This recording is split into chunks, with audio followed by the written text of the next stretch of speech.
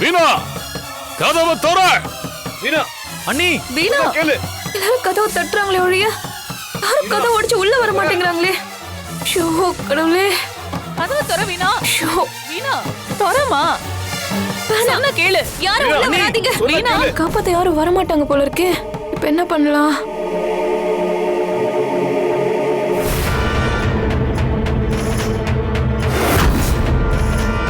மாமா, என் மேல எந்த தப்பும் இல்லைன்னு நீங்க எல்லாரும் நம்பணும். அப்பதான் நான் வந்து கதவை திறப்பேன். ஏய் வீணா, நான் உன்னை நம்புறேன் வீணா. கதவை தர. சொன்னா அண்ணி. கேளுடினா. கதவை தரடி. கதவை திறங்க அண்ணி. வீணா, கதவை ஏன் தர. அண்ணி இப்படி பண்றீங்க? சரி, நீங்க எல்லாரும் சொல்றதுனால நான் கீழே இறங்கி வரேன். சீக்கிரம் வா. வா, கதவை தர.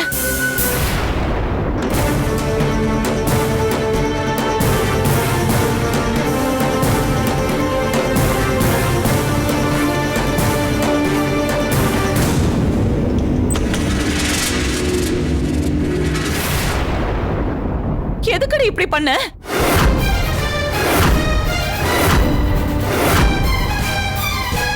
அடி பாவி, இதெல்லாம் நடிப்பா இவள? அண்ணி, கொஞ்ச நேரத்துல எல்லாரையும் தவிக்க வச்சிட்டீங்களே அண்ணி. ஏன் அண்ணி இப்படி பண்றீங்க? நான் இல்லையா? வீணாக்கா, உங்களை பத்தி யார் தப்பு சொன்னாலும் நான் நம்ப மாட்டேன்க்கா. அதுக்காக சாக போறேன்னு சொல்லுவீங்களா? ஏன்க்கா இப்படி பண்றீங்க? அகிலா, வீணாவை கூட்டிட்டு உள்ள போ. வா.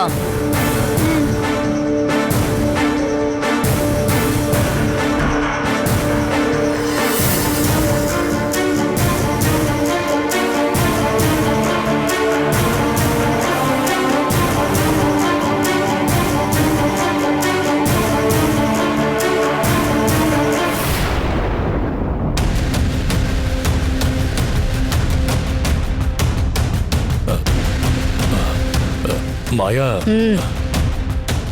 அங்க நடந்த எல்லாமே எனக்கு தெரியும். அடுத்தது என்ன? எப்படியோ வீணா கிட்ட பாதி உண்மையை வாங்கிட்டாங்க. அவ பெருசா டிராமா பண்ணி நம்ப முடியாத மாதிரி பண்ணிட்டா. ஆனா அவங்க அடுத்து எங்க கிட்டயும் வாக்குமூலம் கேட்பாங்கல்ல. அது மட்டும் இல்ல, நந்தினி அந்த ஆபீசர் சொன்னத உண்மைன்னு நிரூபிக்க பாப்பா. அப்ப நாங்கெல்லாம் என்ன பண்றது? இருக்கட்டும், ஏன் பயப்படுறீங்க? நான் இருக்கேன்ல, அப்புறம் என்ன பயம்?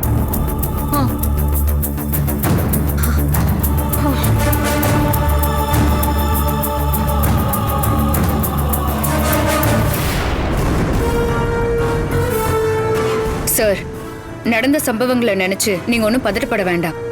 உண்மையிலேயே உள்ள என்ன நடந்துச்சுன்னு மட்டும் சொல்லுங்க.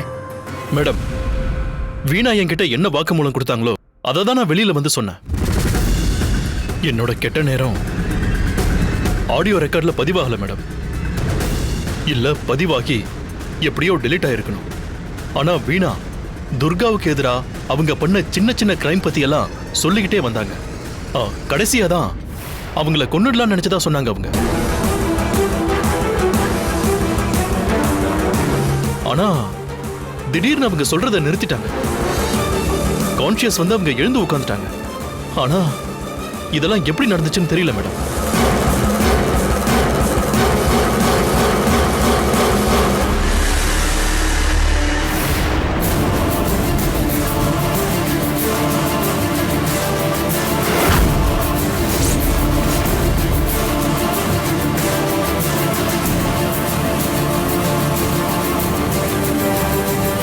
மறுபடியும் அந்த அதிகாரி மூலமா வீணா கொடுத்த வாக்குமூலத்தை சொல்ல வைக்க போறியா?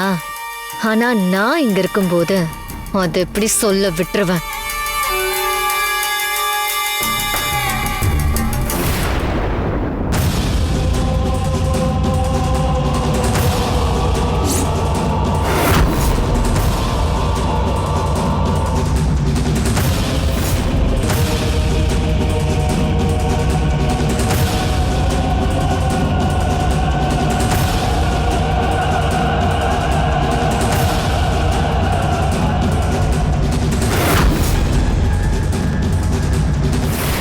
வீணாவை இன்ட்ரோகேட் பண்ண அதிகாரி கிட்ட மறுபடியும் பேசினேன். அவரு வீணா அப்படிதான் வாக்குமூலம் கொடுத்ததா உறுதியா சொல்றாரு. அதோட இவரு வீணா மேல குத்தம் சுமத்த வேண்டிய எந்த அவசியமும் இல்லையே. வீணாதான் உண்மையை மறைக்கிறதுக்காக டிராமா போடுறாங்களோன்னு எனக்கு சந்தேகமா இருக்கு. மறுபடியும் இவங்களை விசாரிச்சா யாரு பொய் சொல்றாங்கன்னு தெரியும். நான் நாடகம் ஆடுறேனா? இந்த ஆளு போய் சொல்றாரு. முதல்ல அவரை விசாரிங்க. மாயா இருக்கும்போது நமக்கு என்ன பயம்? இன்னும் துணிச்சலா கூட பேசலாம்.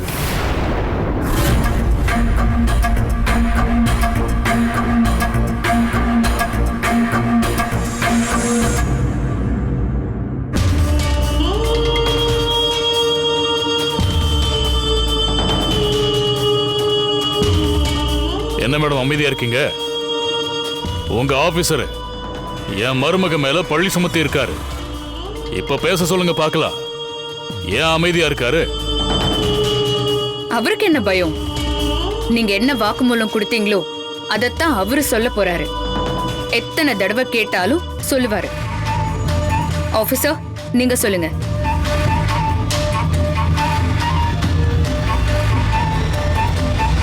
இப்ப நான் என்ன நினைக்கிறேனோ அததான் நீ சொல்லணும்.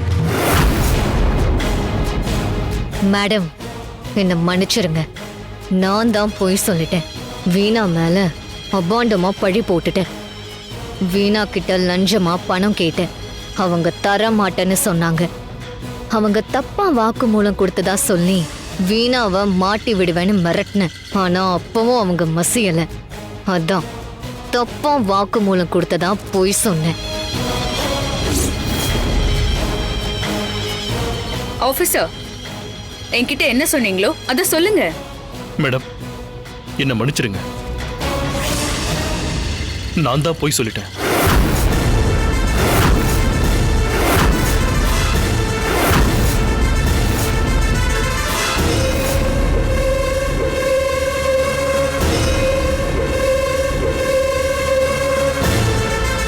வீணா மேல அபாண்டமா பழி போட்டுட்டேன்.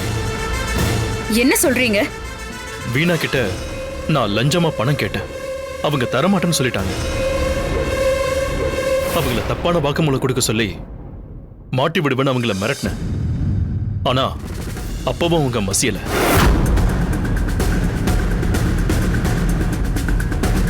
அதான் வீணா தப்பான வாக்குமூலம் கொடுத்ததா நான் போய் சொல்லிட்டேன். மேடம், இப்படிதான் ஏதாவது இருக்கும்னு நினைச்சேன். அதே மாதிரி நடந்துருச்சு. வீணா நீ சொன்னப்ப நம்பல, இப்ப நம்புறீங்களா? இவர் ஒரு ஃப்ராடு.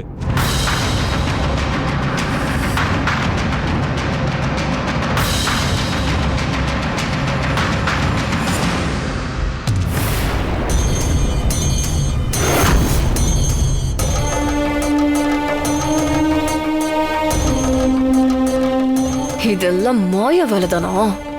உன்னை கவனிச்சுக்கிறேன்டி. இந்த மாதிரி ஏதாவது குழப்பம் நடக்குன்னு தெரிஞ்சுதா ஆரம்பத்திலேயே இந்த டெஸ்ட் எல்லாம் வேணான்னு சொன்னேன்.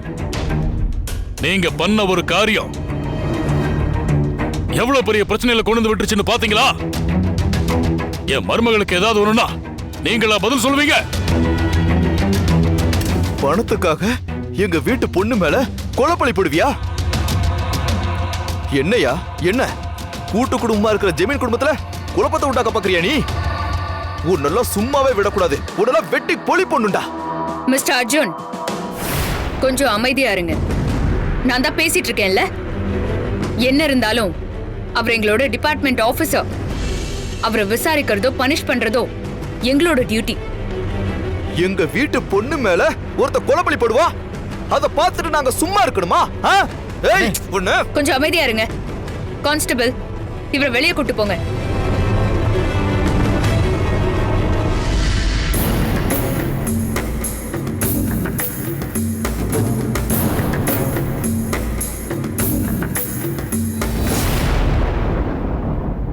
யாரோ முன்ன பின்ன தெரியாத ஒருத்தி போன் பண்ணி சொன்னான்னு எங்களை சோதனை போட வந்தீங்களே, அந்த யாரோ ஒருத்தி கிட்ட போய் இப்ப நியாயம் கேப்பீங்களா மேடம்? உங்க இஷ்டத்துக்கு வந்து என்கொயரி பண்றதுக்கு நாங்க ஒன்னும் சாதாரண ஃபேமிலி கிடையாது. இனிமேலாவது கொஞ்சம் மரியாதையா நடந்துக்கோங்க. சாரி, என் கூட வந்தவர் நேர்மையான ஆபீசரான்னு நான் செக் பண்ணி கூட்டிட்டு வந்திருக்கணும். தப்பு என் மேலதான். ஆனா உண்மையை கண்டறிகிற சோதனை வேணா ஃபெயிலியர் ஆயிருக்கலாம். செல திருட்டு கேஸும் அது சம்பந்தமான கொலை கேஸும் அதுக்கான என்கொயரியும் கண்டிப்பா கண்டினியூ ஆகும்.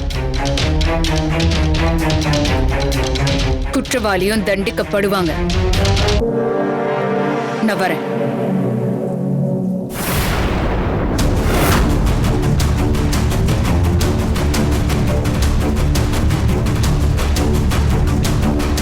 வாங்க போலாம்.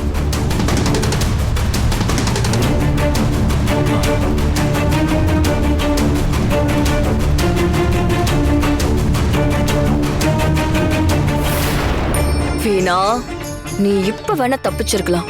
ஆனா அடுத்த முறை என்கிட்ட இருந்து தப்பிக்கவே முடியாது. இனிமே தானே என் ஆட்டத்தை நீ பார்க்க போற.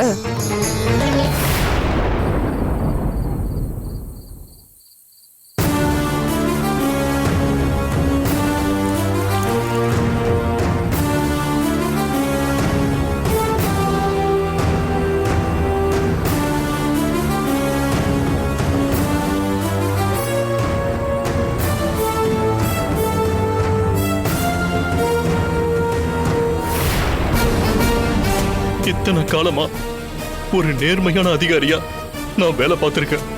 ஆனா பணத்துக்காக தான் அந்த பொண்ணை மிரட்டினேன்னு எதுக்காக அப்படி சொன்ன? அப்படி சொன்னதால என் மானம் மரியாதை எல்லாமே போயிடுச்சு. இத்தனை நாளா நான் சம்பாதிச்சு வச்சிருந்த நல்ல பேரும் போயிடுச்சு. இல்ல, இதுக்கு மேல நான் எதுக்கு உசுரோட வாழணும்? இல்ல, நான் உசுரோடவே இருக்க கூடாது. நான் செத்தாகணும். சாகதான் போறேன். என் சாவுக்கு நான் யாரையும் பழி சொல்ல விரும்பல. எல்லாத்துக்கும் நான் தான் காரணம். நான் மட்டும் தான் காரணம்.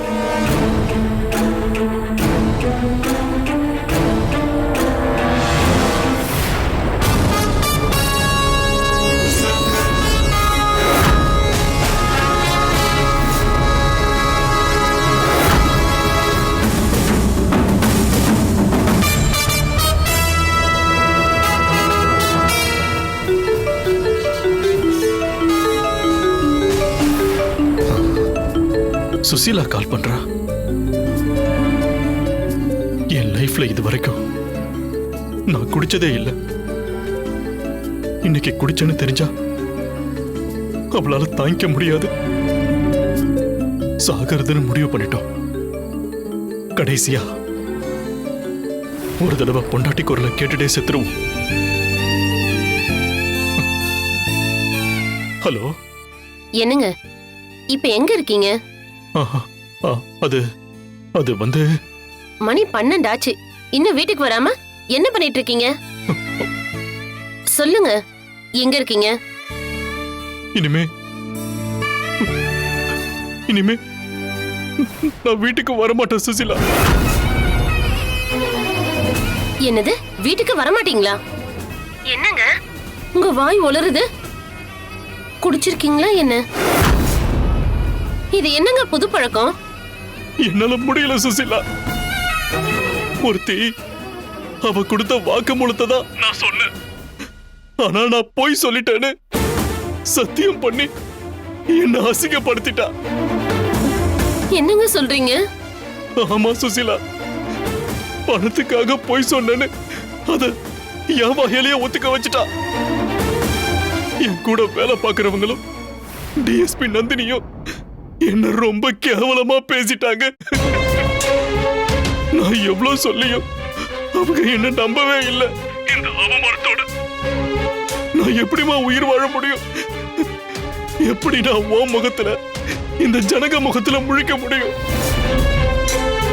சுசிலா, இனிமே நான் வாழறதுல அர்த்தமே இல்லை.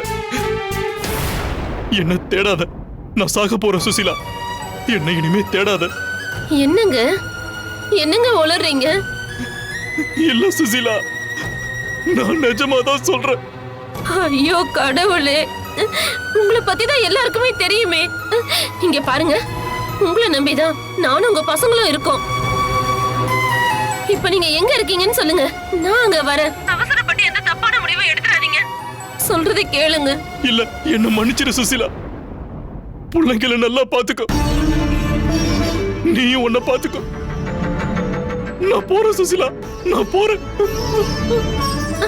ஹலோ ஹலோ,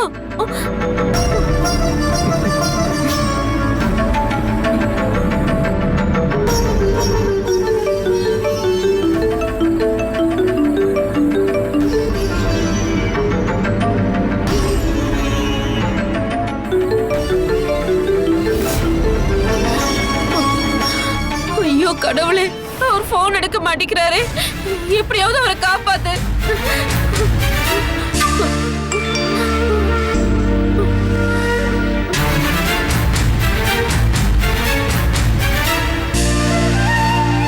இத்தனை காலமா ஒரு நேர்மையான அதிகாரியா நான் வேலை பார்த்திருக்கேன்.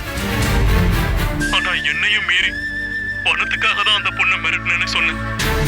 நான் எதுக்காக அந்த மாதிரி சொன்னேன்? அப்படி சொன்னதுனால என் மானம், மரியாதை எல்லாம் போச்சு. இத்தனை நாளா நான் சம்பாதிச்சு வச்சிருந்த நல்ல பேரும் போச்சு. இதுக்கு மேல நான் எதுக்கு உசுரோட வாழணும்? இல்ல, நான் உசுரோட இருக்க கூடாது. நான் சாகதான் வேணும். நான் சாகதான் போறேன். என் சாவுக்கு நான் யாரையும் பழி சொல்ல விரும்பல. எல்லாத்துக்கும் நான் தான் காரணம். நான் மட்டும்தான் காரணம். ஐயோ, என்னங்க இப்படி பண்ணிட்டீங்களே? இப்ப நீங்க எங்க இருக்கீங்கன்னு தெரியலையே. நேர்மையா வாழ்ந்த மனுஷனுக்கு இப்படி ஒரு கொடுமையா? ஐயோ, நான் என்ன பண்ணுவேன் கடவுளே? ஐயோ.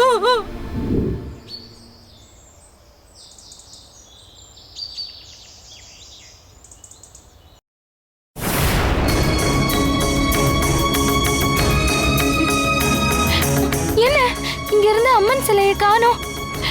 சித்தப்பா, சித்தப்பா, துர்கா, எல்லாரும் வாங்க. சித்தப்பா, கௌரி, கௌரி, எல்லாரும் வாங்க. என்னாச்சு கௌரி? என்ன என்ன கௌரி?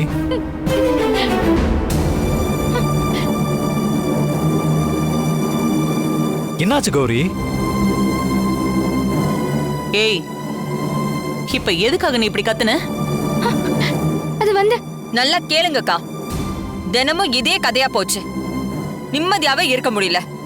ஐயோ, இங்க பாருங்க, அம்மன் சிலையை காணோம். அட, இதுக்குதான் இப்படி கத்துனியா? நான் கூட என்னமோ ஏதோ நினைச்சிட்டேன்.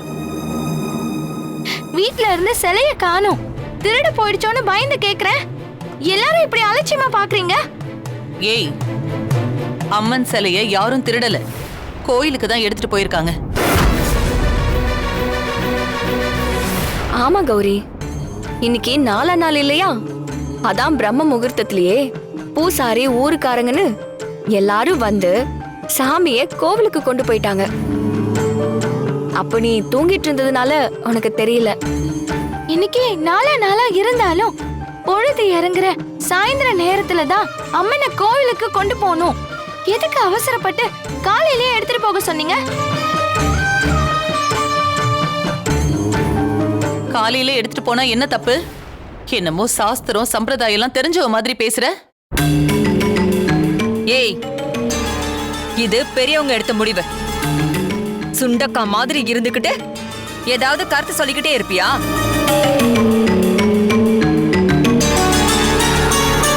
அம்மா விடுங்க, சின்ன பொண்ணு ஏதோ தெரியாம சொல்லிட்டு இருக்கா. சித்தப்பா, சின்ன பொண்ணுன்னு நான் சொல்றத சாதாரணமா எடுத்துக்காதீங்க. ஏதோ தப்பா படுது, மனசுக்கு உறுத்தலா இருக்கு. ஏய், எல்லாரும் சொல்றாங்கல்ல, அப்புறம் என்ன தப்பா இருக்கு, உறுத்தலா இருக்குங்கிற? போங்க, போய் எல்லாரும் அவங்கவுங்க வேலையை பாருங்க. காலங்காத்தால. கௌரி விடு, ஏதோ உன் மனசுல தோணதை சொன்னேன். நீ சத்தம் போட்டதுனால கோவத்துல எல்லாரும் பேசிட்டு இருக்காங்க. நீ போ. துர்கா, நீ இவளை உள்ள கூட்டிட்டு போ.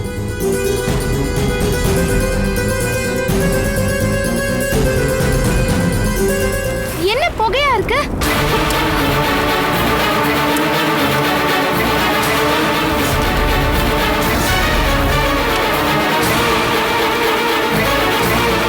ஆமா, புகை வருது. என்னன்னு தெரியலையே. பெரியப்பா வாங்க போய் பார்க்கலாம்.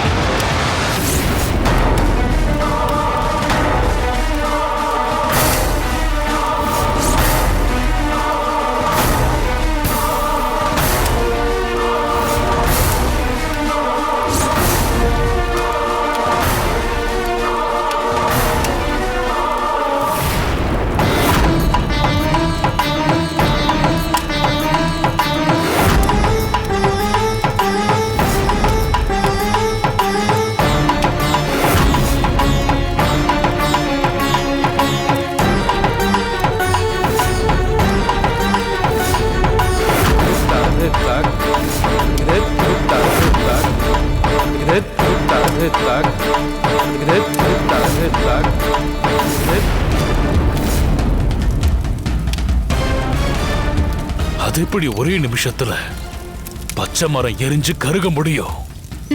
நான் சொன்னதை யாரும் பெருசா எடுத்துக்கல. இப்ப என்ன ஆச்சுன்னு பாத்தீங்கல்ல? பச்சை மரமே தீ பிடிச்சு எரியுது.